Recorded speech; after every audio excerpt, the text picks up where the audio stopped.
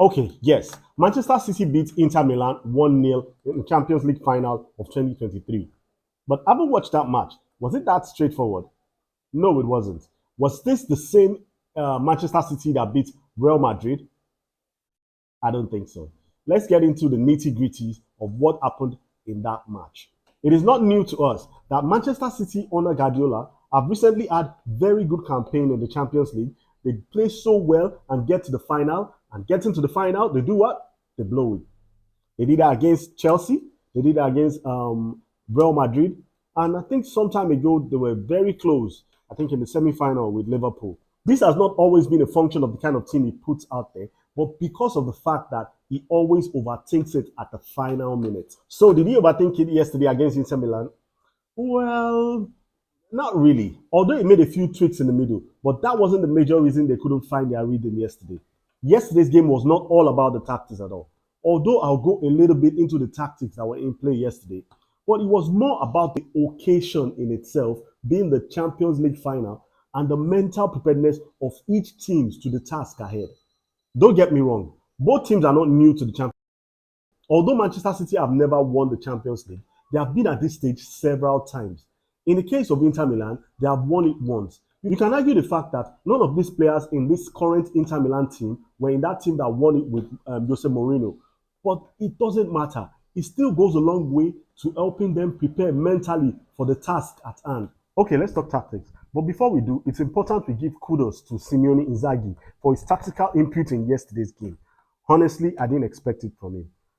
We all know Guardiola has been playing that 3-4-3 formation recently, deploying John Stones in that double pivot with Rodri, and that has been the surprise of the season for us.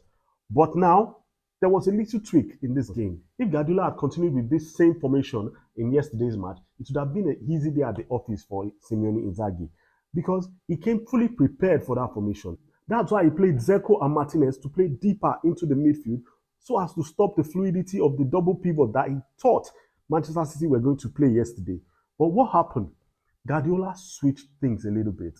Instead of playing with a double pivot, he played with Rodri as a single pivot in that middle and moved John Stones to a more creative role to play as an 8. And that's where the game became very balanced. Although Inter Milan were able to boycott Man City's overload on the flanks because of the passing range of Onana, still they were not prepared for what Man City had to offer. Hence why they grew gradually into the game instead of imposing their tactical instructions that they had prepared for the match in itself. Why? Because Man City used the same players but deployed them in different roles entirely. Despite this brilliant trick from Guardiola, Manchester City didn't look like the team they had been throughout the season. That's why I said in the beginning that this match wasn't won by tactical brilliance. Inter Milan played very well in the match, but they lacked two principal things. One, the cutting edge. Two, luck. They just were not lucky. Manchester City looked like a very jittery team that lacked any form of confidence. And even though Inter Milan were presented with loads of chances, they lacked that cutting edge. Given a different scenario, I'm sure Manchester City would have swept Inter Milan aside. But because it's a Champions League final, and with the weight of the treble on their backs, it looked like it was not going to be their day, if not for two major things, luck and lack of cutting edge in the side of Inter Milan.